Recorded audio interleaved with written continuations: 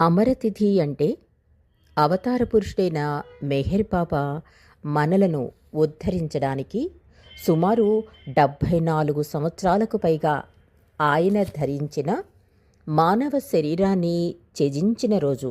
నేను సనాతనుడను అనే విషయాన్ని నమ్మండి.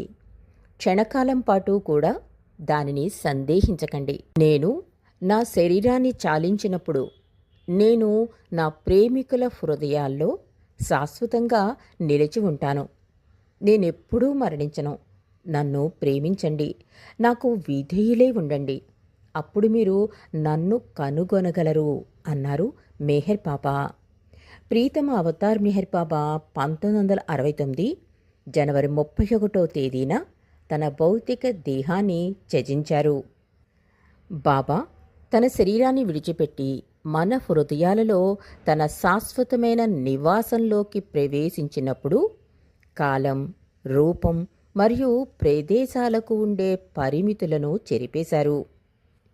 నిజానికి మెహర్ బాబా ఆయన దివ్య సమాధికి కూడా పరిమితమై లేరు. బాబా తన ప్రేమిక హృదయాలలో ఉన్నారు. ఆయనను చేరుకునేందుకు ఆయన నామం, ఆయన స్మరణ మాధ్యమాలుగా ఉన్నాయి.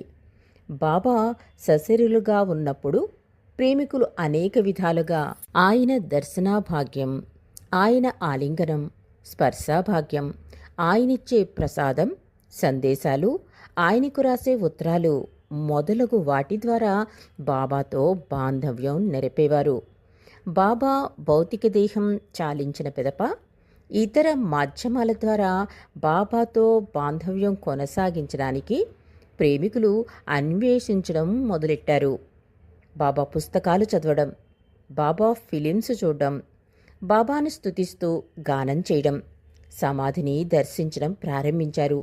ఇవన్నీ బాహ్యమైనవే అయినప్పటికీ అవసరమైనవే. ఈ బాహ్య రీతులలో దేనిని మనం ఎంచుకుంటాం అనేది మన వ్యక్తిగత స్వభావాన్ని బట్టి ఉంటుంది. అలా ఎంచుకోబడిన బాహ్య సాధనాలే బాబాతో ఆంతరంగిక సంబంధం ఏర్పరచుకోవడానికి దారితీస్తాయి. అయితే నిరంతర స్మరణ ద్వారానే నిజమైన అంతర్గత సంబంధం ఏర్పడుతుంది. బాబా అక్షరఫలకంపై చివరిసారిగా ఇచ్చిన సందేశంలో తన ఆదేశాలను 100% పాటించడం ద్వారా తనతో ఆంతరిక సంబంధం ఏర్పరచుకోవడానికి వీలు ఉంటుందని సూచించారు అవతార్ మెహర్ బాబా.